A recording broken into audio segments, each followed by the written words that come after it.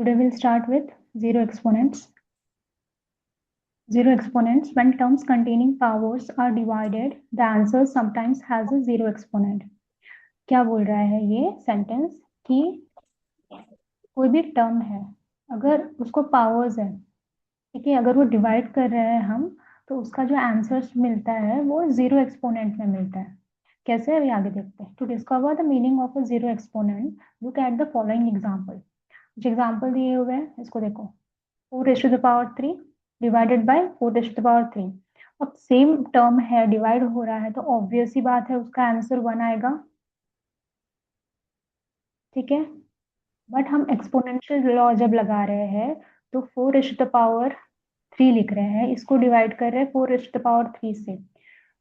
तो अगर exponential law लगाएंगे डिवीजन का तो 4 3 माइनस 3 आएगा, है ना. लेकिन 4⁻0, ये जीरो क्या होता है. स्टार्टिंग में जो चैप्टर पढ़ा था उसमें भी दिखा था कि anything raise to the power 0 is equal to 1, है ना.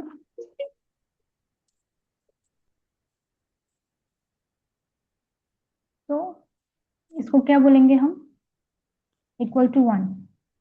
Since same questions must give the same answer, therefore the answer must be the same. तो अभी देखो, ये एग्जाम्पल से क्या बोल रहा है कि हमने ये तो लगा लिया एक्सपोनेंशियल का, बट ये आंसर और ये आंसर इक्वल होना चाहिए ना.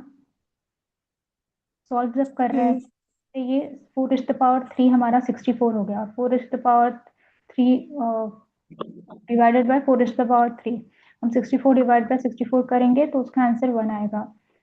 लेकिन यहाँ पे 4⁻0 आ रहा है, तो इन सच कंडीशंस ये आंसर और ये आंसर इक्वल होना चाहिए, तभी ये और ये इक्वल होगा. तो हम यहाँ से बोल सकते हैं कि 4⁻0 इक्वल्स टू 1.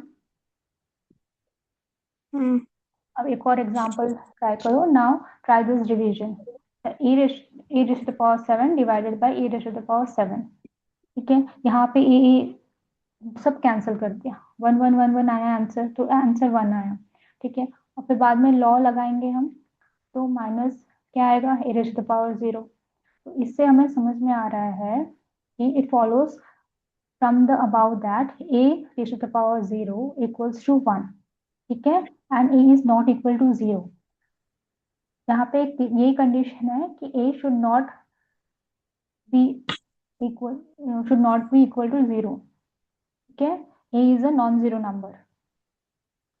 तो मैथ्स अलर्ट में 0⁻m always 0, anything raised to the power 0 will give you 0, m⁻0.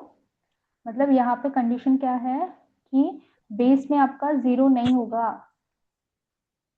अगर बेस में 0 रहेगा और ऊपर जो इंडेक्स है वो नंबर्स रहेंगे या वेरिएबल रहेंगे तो उसका आंसर हमेशा 0 आएगा. बेस में आपको 0 0 ही मिलेगा. ठीक है, और बेस में अगर आपका कोई भी नंबर है अदर देन 0, उसके रेज़ टू द पावर कोई भी नंबर है तो उसका आंसर मिलता है. बट बेस में m रहेगा और उसका इंडेक्स रहेगा 0, तो always it will give you 1 answer. ठीक है, 0 raise to the power 0 it is not defined. ये कंडीशन डिफाइन नहीं की गई है अभी तक. ठीक है, so we can not say anything about that. 0 to the power any positive number is 0. ठीक है, कंडीशन यहाँ तक समझ में आई.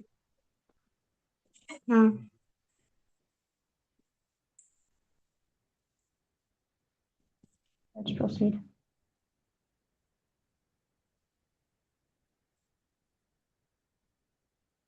So it says that any non-zero rational number raised to the power 0 equals to 1.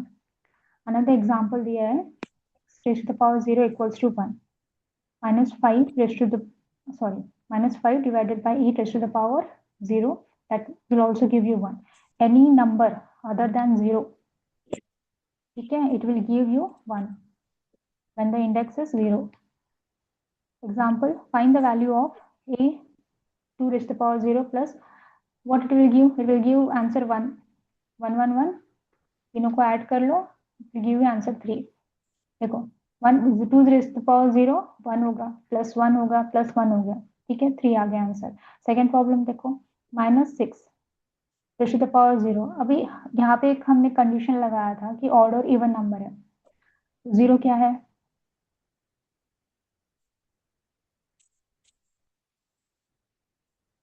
बताओ। यहाँ पे कंडीशन था ना हमारा, माइनस में कोई भी वैल्यू रही, ठीक है, -2 हो गया, और यहाँ पे इवन रहता है और -2 और रहता है, तो एक कंडीशन सीखे थे हमने। क्या सीखा था? इवन रहा तो माइनस आएगा, और रहा तो, है ना, और हाँ। सॉरी, इवन रहा तो प्लस आएगा, minus.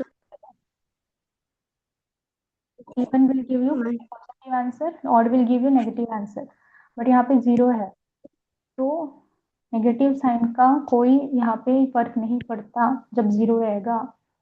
You should not go with this. -6 अगर है तो -6 रहो, कुछ भी रहो, 0 अगर रेशो द पावर में है तो वो 1 ही आएगा, ठीक है।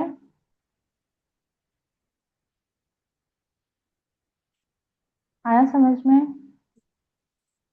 हम कंडीशन देखते थे ना कि माइनस में रहा, तो इसको अगर 3 कर दो और नंबर ले लो, तो -2 इंटू -2 करते हैं हम, ठीक है।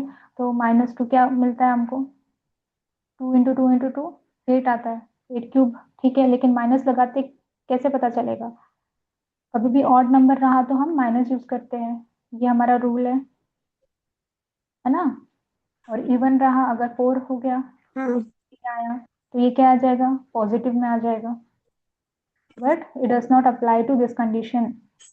अगर यहाँ पे माइनस है या कोई भी हो तो माइनस नहीं आएगा। यहाँ देखो सिर्फ 1 आया है यहाँ पे, जब 0 इंडेक्स में रहा। यहाँ पे क्लियर है? हाँ। तो यहाँ का आंसर क्या हो गया? -6 raise to the power 0 minus -5 raise to the power 0 into -6 plus -5, that will give you, इसका आंसर 1 आया, इसका भी 1 आया, ये एज इट इज, इसको सॉल्व करो। -6 प्लस माइनस माइनस, ठीक है, ये क्या हो रहा है? प्लस, माइनस माइनस प्लस हो गया, 11 आ गया, but bigger number sign minus, ठीक है। तो ये 0 हो गया, और हमको पता है कि 0 into anything will give you 0। Answer आ गया 0 में।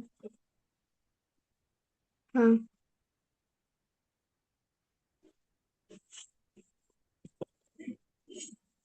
फाइंड द वैल्यू ऑफ, देखो यहाँ पे 0 है, तो यहाँ इसका आंसर 1 आया।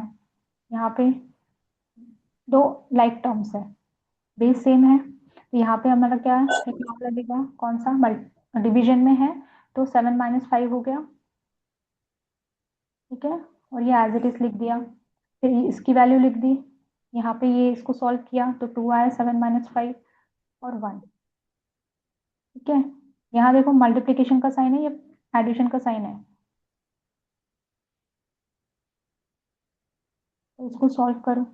ये दोनों को पहले यहाँ पे भी बोडमास रूल लगाओ, यहाँ पे 1 इंटू दिस क्या आएगा? सेम नंबर, फिर ये दोनों को सेपरेट किया, -1 को न्यूमरेटर में लिखा, रेज़ टू द पावर 2 किया, 8 को डिनोमिनेटर में रेज़ टू द पावर 2 किया, सेपरेट किया, +1। यहाँ पे ये होने के बाद इन दोनों को अलग अलग सॉल्व किया, क्यों? अभी यहाँ पे आपको एलसीएम लेना है, एलसीएम लेके ये आंसर आएगा। कैसे? या क्रॉस मल्टीप्लिकेशन करो, क्योंकि यहाँ पे कोई टर्म नहीं है, क्रॉस मल्टीप्लिकेशन कर सकते हैं या एलसीएम ले सकते हैं। एलसीएम क्या आएगा? 64 ही आएगा, और 1 1/64 इंटू 64 प्लस 1 इंटू 64 क्या आएगा? 1 + 64 अपॉन 64, 65 डिवाइड बाय 60 करो, यही आएगा आंसर, ठीक है आपका 65। मैंने सॉल्व करके इससे बता रही हूँ, तो ये कहीं भी कंफ्यूजन आपको ना क्रिएट हो, ऐसे ही सॉल्व करना है, डायरेक्ट ऐसे आंसर नहीं आएगा। 1/1 इंटू 1/64, ठीक है, ये सॉल्व किया हुआ है सारा। 64, तो 64 1 ज़ा 64, डिनोमिनेटर में क्या रहेगा? 1, तो ये हो गया, सॉरी रिमाइंडर में रहेगा 1, तो ये हो गया टू आर बाई डी का फॉर्म आपका क्वोशिएंट रिमाइंडर 1 अपॉन डिविजन। ठीक है,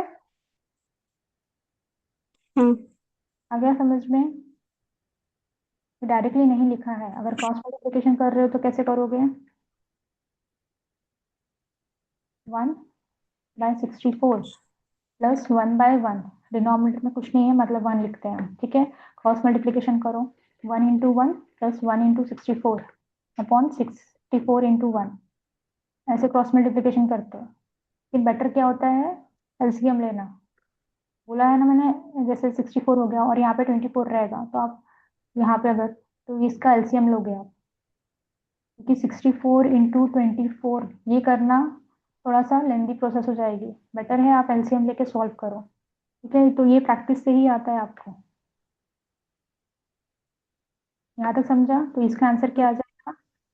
1 प्लस 64 अपॉन 64, ठीक है। वही आंसर आया पहले वाला, 65/64। ये दो मेथड है, ठीक है। लेकिन आपको बेस्ट रहेगा कि आप एलसीएम से निकालना। जब बड़े नंबर्स रहते हैं तो ये दिक्कत आ जाती है, थोड़ा लेंदी हो जाता है प्रोसेस, टाइम कंज्यूमिंग होता है।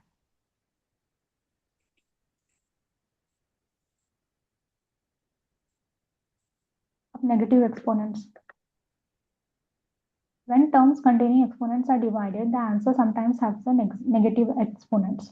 देखो, टर्म्स अगर डिवाइड होगा, अभी देखो डिवाइड, जब हम डिवाइड कर रहे हैं, ए रेशो द पावर एम है, ठीक है, और माइनस एन कर रहे हैं, एम की वैल्यू लेस देन एन है ना। देखो ये मैंने आपको बताया था स्टार्टिंग में, अगर एन की वैल्यू लेस देन एन है, सपोज एम मैं कंसिडर कर रही हूँ 4 और एन कंसिडर कर रही हूँ 6, ये अगर लेस है तो 4 माइनस 6 करोगे आप तो क्या आएगा आंसर? -2। तो आ गया, -2 आ गया ना, नेगेटिव एक्सपोनेंट आया हमारा। तो ये नेगेटिव एक्सपोनेंट्स को कैसे लिखते हैं हम? 1, ठीक है, 1 और डिनोमिनेटर में ए रेज़ टू द पावर 2। 1 को आप न्यूमरेटर में लिखोगे और डिनोमिनेटर में पॉजिटिव एक्सपोनेंट लिखोगे उसका, ठीक है। देखो अभी आगे क्या है, to discover the meaning of a negative exponent look at the pattern in the table given below। देखो ये पावर में है सारा, 10 to the power 3 1000 की वैल्यू, 10 पावर 2 100, 1। ये देखो आपको नंबर सीरीज दी हुई है कि पॉजिटिव से नेगेटिव आ रहा है नीचे, है ना। ये रेज़ टू द पावर है, ये 0 है तो 1 आ गया आपको, -1 है तो -1 कैसे आएगा? 1 डिनोमिनेटर में और 1 या 1/10, ठीक है, क्योंकि 1 की वैल्यू यहाँ पे 1 ही रहेगा ना, -2 रहा तो 1। तो ये दिख रहा है सीक्वेंस, हायर से लोअर, लोअर नेगेटिव नेगेटिव हो रहा है। समझ में आया ये टेबल? यहाँ -2 है तो 1/10 टू द पावर 2, या 100 लिख सकते हैं इसको, 10 to power -3, 1/10 to the power 3, या 1/10 टू द पावर 1000, 10 सॉरी 1/1000, ठीक है। तो यहाँ पे क्या हो रहा है, यहाँ पे जब वैल्यूज का कम हो रही है तो ये किससे डिवाइड हो रहा है? 10 10 से डिवाइड होते हुए चल रहा है, समझा? कहाँ से आया? तो वैल्यूज डिक्रीज हो रही है, नेगेटिव हो रही है, तो वो हर वैल्यू में आपको डिवाइड बाय 10 कर रहा है ना, तो ये इसलिए ऐसा फॉर्म हो रहा है। अब यहाँ पे एग्जांपल देखो, a raise to the power cube है, ठीक है, ए इंटू ए किया, ए टू द पावर 2 है, देखो 3 2 1, ये हम नंबर सीरीज में ऊपर से नीचे आ रहे हैं, ठीक है, पॉजिटिव से नेगेटिव आ रहे हैं। तो यहाँ पे हर लेवल पे आपको डिवाइड किया है ए से, यहाँ पे यहाँ पे यहाँ पे यहाँ पे ए टू द पावर 0 1 आया, फिर ये आया तो यहाँ पे भी डिवाइड बाय ए किया, 1 डिवाइड बाय ए, ठीक है, 1/a²। समझा ये कैसे आया आपको? टेबल समझ में आया? whenever it is a negative exponent, ठीक है, तो हमें 1 अपॉन 1 न्यूमरेटर में लिखना है, डिनोमिनेटर में जो एक्सपोनेंट है उसकी पॉजिटिव वैल्यू लिखनी है। ठीक है, जैसे ए, ठीक है, ए रेज़ टू द पावर -3 रहा तो उसका ये आएगा 1/a³। समझ में आ गया अभी? अब नेगेटिव, तो मैंने जैसे अभी आपको बताया था कि अगर हम डिवीजन कर रहे हैं, यहाँ पे अगर वैल्यू 4 रही और यहाँ पे हम a⁶ रही, तो हम जब लॉ लगाते हैं a4 - 6 रहा तो a क्या आ रहा है, -2 आएगा। तो हम इसको कैसे लिखेंगे, 1/a²। ठीक है, ये ऐसे कंडीशंस जब आएगी तब हम ये वाली नेगेटिव एक्सपोनेंट्स लगाएंगे। देखो यहाँ पे एग्जाम्पल सेम दिया हुआ है। ठीक है, यहाँ पे 4⁵ दिया है, 4⁵ दिया हुआ है। ठीक है, -1 आएगा। ठीक है, और इसको अलग तरीके से करेंगे हम, डिवाइड डिवाइड करके, तो 1/4 आएगा। तो ये दोनों वैल्यू क्या है, इक्वल हो जाएगी, है ना? ये वैल्यू इक्वल है तो ये आंसर और ये आंसर भी इक्वल है। तो हम क्या इसको कैसे लिख सकते हैं, ऐसे लिख सकते हैं। ठीक है, since the two answers must have the same value, so you can write it as 4⁻1 is equal to 1/4. The above examples illustrate the following exponent law. अब लॉ यहाँ पे क्या बन रहा है, a⁻m equals to 1/a⁴m. ठीक है, this is the law of negative exponent where a is not equal to 0. ठीक है, यहाँ पे और एग्जांपल्स दिए हुए हैं, 3⁻⁻4, सो यहाँ पे 1/3⁴ किया तो 3⁻⁴ की वैल्यू निकाला 81। ठीक है, 1/81 आ गया। सिमिलरली 2⁻⁻6, 1/2⁶ 2⁶ 64 है हमारे पास, तो ये डिनोमिनेटर में लिखा, समझा अभी? ऐसे ही x⁻7 1/x⁻7। ठीक है, आया यहाँ तक समझ में?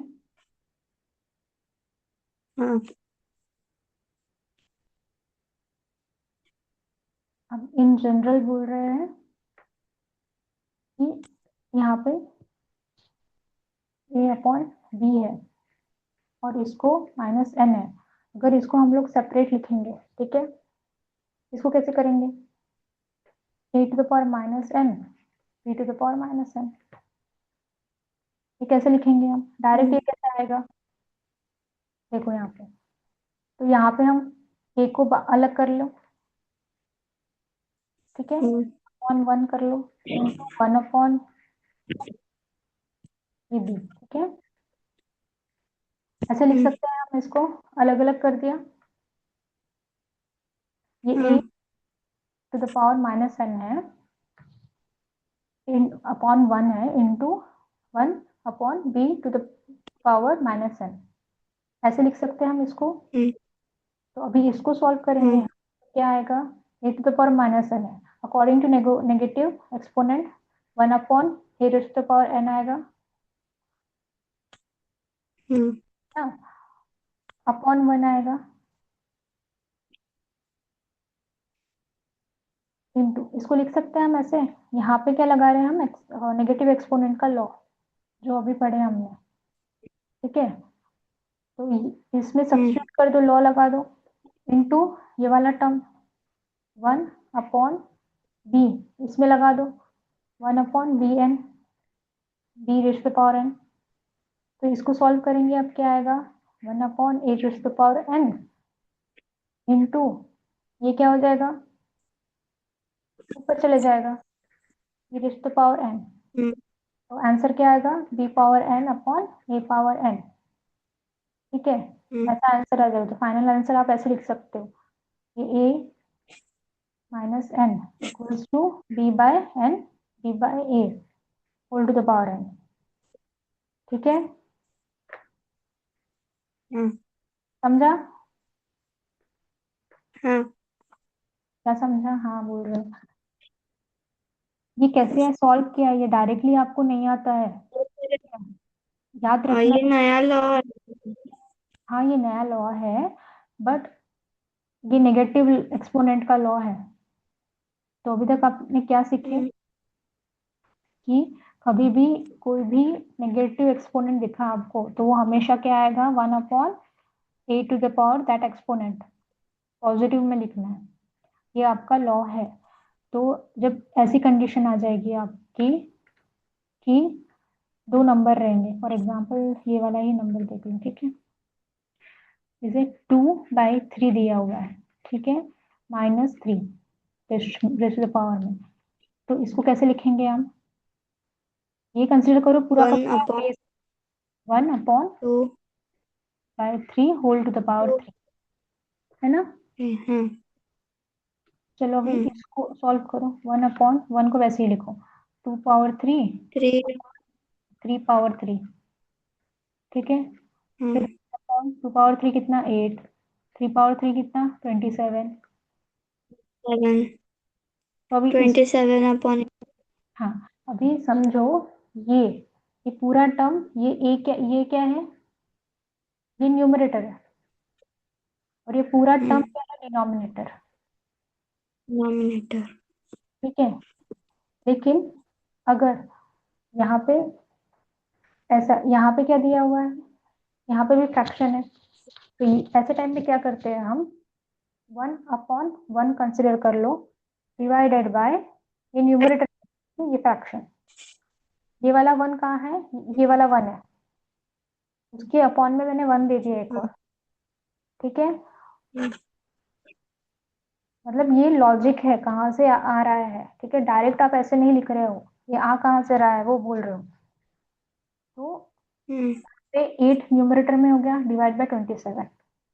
तो अभी इसको आप अलग अलग कर दो, 1/1 आ जाएगा, ठीक है, डिवाइडेड बाय 27 आ जाएगा।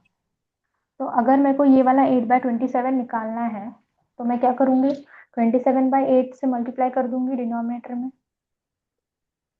हम्म? और न्यूमरेटर में, डिनोमिनेटर में हमको निकालना है, ठीक है। और तो हम क्या करेंगे, मल्टीप्लाई करेंगे ना, 27/8 मल्टीप्लाई कर देंगे, लेकिन हम मल्टीप्लाई कर रहे हैं डिनोमिनेटर में, तो न्यूमरेटर में भी करना पड़ेगा।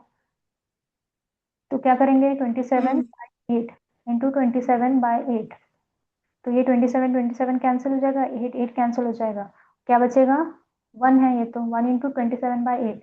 तो आप समझा यहाँ से ये कहाँ से आया, मैं एक बार फिर से मैम 27 कहाँ से आया, वो नहीं समझा। ये वाला है क्या, फिर से मैं एक्सप्लेन करती हूँ। यहाँ तक समझ में आया आपको? हाँ। 2/3 किया, रेस्ट टू द पावर 3 है, ठीक है। इसको सॉल्व करने के बाद 8/27 आंसर आ गया। इसको 1/8/27 है। ये तो समझ में आया ना कि ये न्यूमरेटर है और डिनोमिनेटर में फ्रैक्शन में है, लेकिन हमको ये फ्रैक्शन निकालना है, तो हम क्या करेंगे, इसको 1 करना है, तो क्या करेंगे, इसी से मल्टीप्लाई कर देंगे ना, मल्टीप्लाई 27/8। तो ये जब कैंसिल हो जाएगा तो क्या आंसर आएगा, 1 आएगा। लेकिन हम जब डिनोमिनेटर में कुछ भी ऑपरेशन कर रहे हैं तो ऊपर न्यूमरेटर में भी करना पड़ेगा, हाँ। है ना। लेकिन क्योंकि ये हमारा फाइनल आंसर नहीं हो सकता, हमको पता है फ्रैक्शन किस में होता है, a/b, ऐसे ही फ्रैक्शन दिखाते हैं, हम ऐसे नहीं दिखाते हैं। तो इसको और सॉल्व करेंगे हम। तो इसको सॉल्व करने के लिए क्या करेंगे, इसी नंबर को 27/8 ऐसा उल्टा करके हम डिवाइड मल्टीप्लाई कर देंगे, तो ये क्या हो जाएगा, 27 1 × 27, 8 1 × 8, यहाँ पे कट जाएगा दोनों। तो 1 × 27 क्या हो जाएगा, 27/8, और यहाँ पे डिनोमिनेटर में क्या बचेगा, 1। तो इसको हम डायरेक्ट ऐसे लिख सकते हैं, 27/8। अब समझ में आया कि 27 कहाँ से आया, हाँ। ठीक है। कोई प्रॉब्लम आएगा इसमें भी? नहीं। हम्म,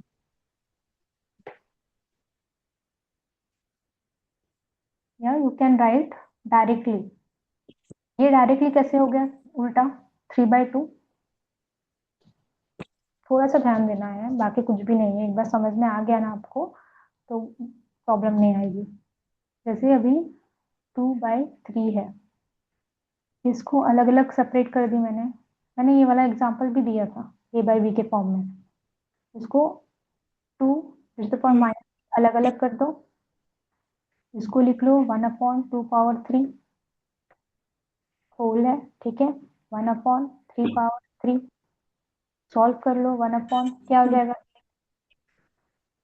1 अपॉन क्या हो जाएगा, 8 127। अभी हमको ये वाला हटाना है और ये वाला हटाना है, डिनोमिनेटर की वैल्यूज नहीं चाहिए हमको। क्या करेंगे हम,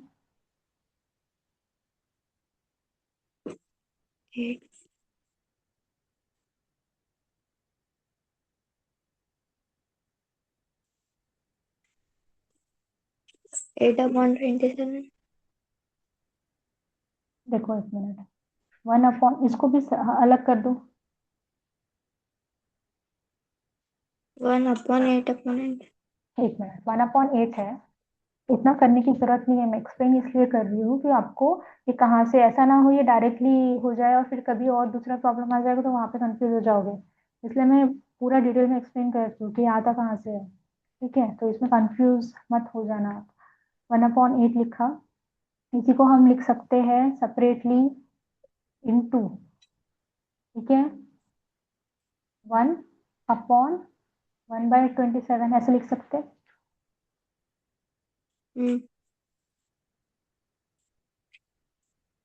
ये देखो ये क्या है टर्म, पूरा कंसिडर करो ए है और ये क्या है, बी है। तो अगर मैं यहाँ लिखती हूँ ए इंटू 1/b, करेक्ट है। जैसे ये a/b है तो इसको मैंने अलग किया, a इंटू 1/b ऐसे लिख सकती हूँ मैं। तो ये जो 1 है ये पूरा का पूरा जो a कंसिडर किया है और ये 1/27 है, तो इसको ऐसे अलग अलग लिख सकती हूँ ना मैं।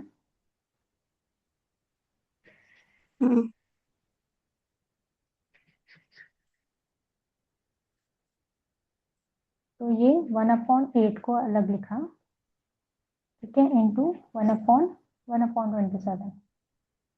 अब मुझे ये वाला 27 निकालना है तो क्या करूंगी मैं, यहाँ पे भी 27 मल्टीप्लाई कर दूंगी और यहाँ पे भी 27, यहाँ पे 27 मल्टीप्लाई कर दूंगी, ठीक है। फिर क्या आएगा आंसर,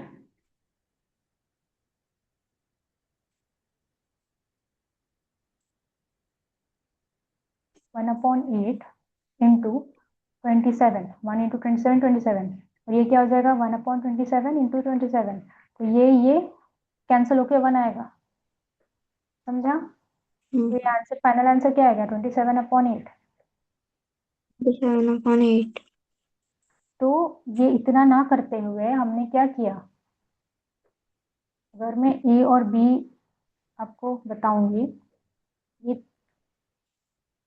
2 - 3 और ये 3, इतना ना करते हुए क्या किया इसने, 1 अपॉन, ठीक है, इंटू, उल्टा कर दिया।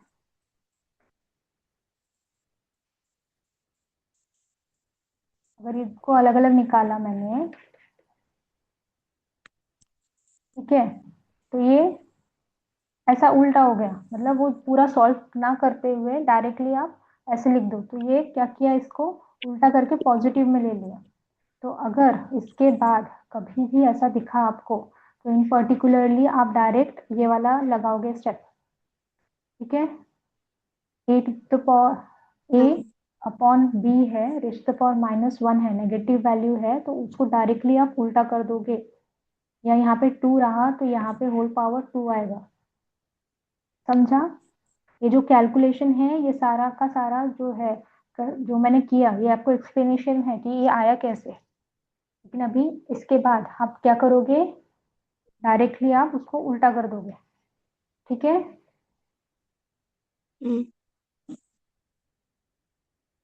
कि इतना आपको करने की जरूरत नहीं है, वो हमारा सेकंड ये हमको दिया हुआ है कि कभी भी आपके पास ऐसी कंडीशन आएगी तो उसको डायरेक्टली आप उल्टा कर दोगे। देखो मैंने ये वाला भी एक्सप्लेन करी और ये कहाँ से आया पूरा, तो पूरा अच्छे से एक्सप्लेन की मैंने। कभी कोई डाउट है उसमें? नहीं। तो कभी भी ऐसे नेगेटिव में रहा आपकी वैल्यू, तो ये जो फ्रैक्शन है उसको उल्टा कर लोगे और ये वाली जो वैल्यू है वो पॉजिटिव कर लोगे।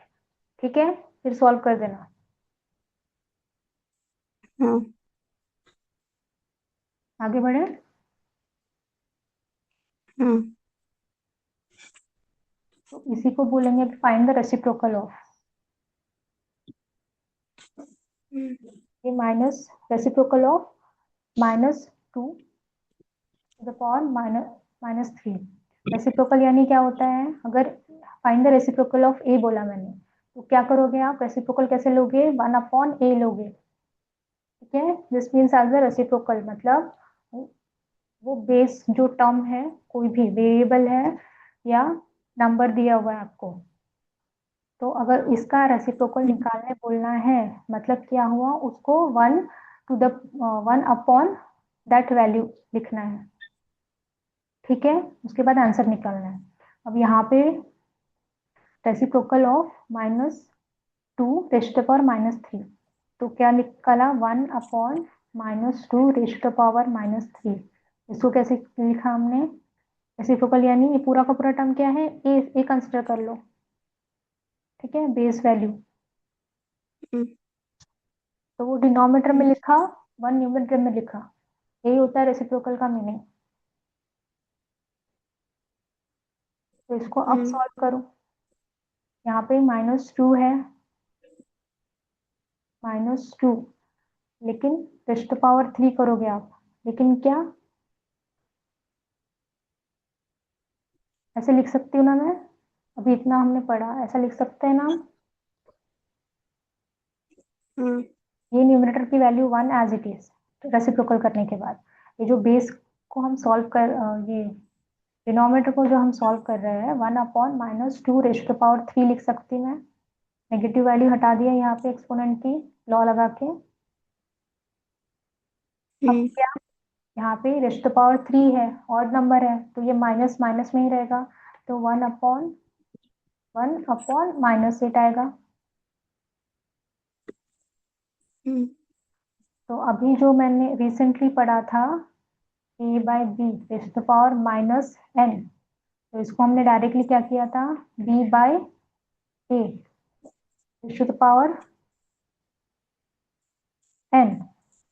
तो ये वैसी वैल्यू है, इसको डायरेक्ट लिख सकते हैं -8⁻1,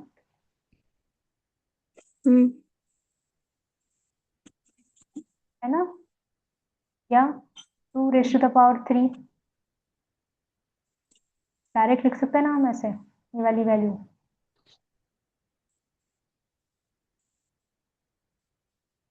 एक और तरीका है, अगर -1 अप देखो 1/-2⁻³ है, इसको हम इसको सॉरी 1⁻³ और -2⁻³ लिख सकते हैं।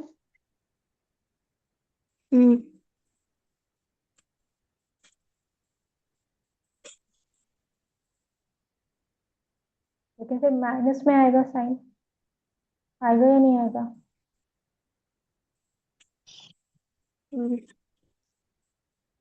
ये माइनस को साइड में हटाना पड़ेगा। ठीक है, तो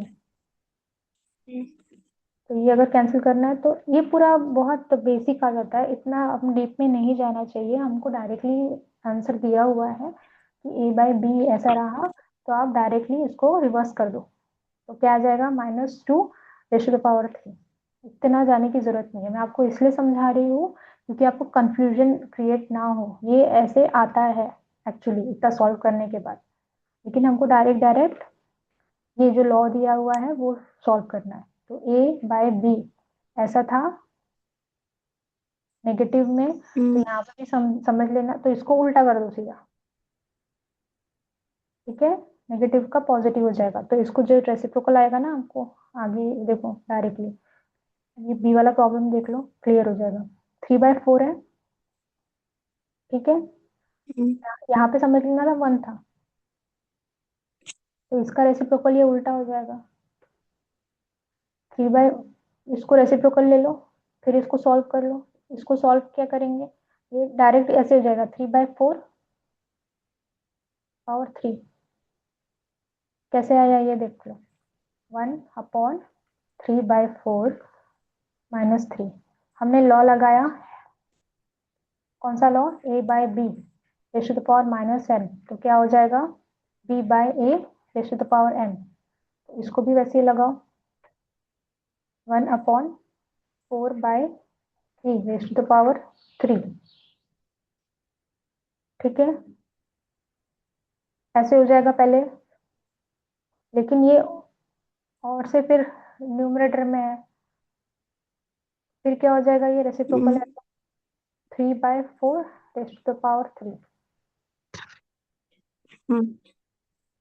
क्यों, क्योंकि हमको ये जो है 4/3 हटाना है यहाँ से, तो हम क्या करेंगे, 3/4 से मल्टीप्लाई कर देंगे क्यूब से। मैम 3/4 का क्योंकि रेसिप्रोकल करना है ना। हाँ, ये देखो नहीं समझ में आएगा, यहाँ डायरेक्ट लिखा है आपको, ये ऐसा आता है, लेकिन कैसे आएगा वो ऐसा, जब आप 1/3/4, ये हो गया आपका नेगेटिव एक्सपोनेंट, ठीक है, तो फ्रैक्शन में है, इसको सॉल्व करोगे आप तो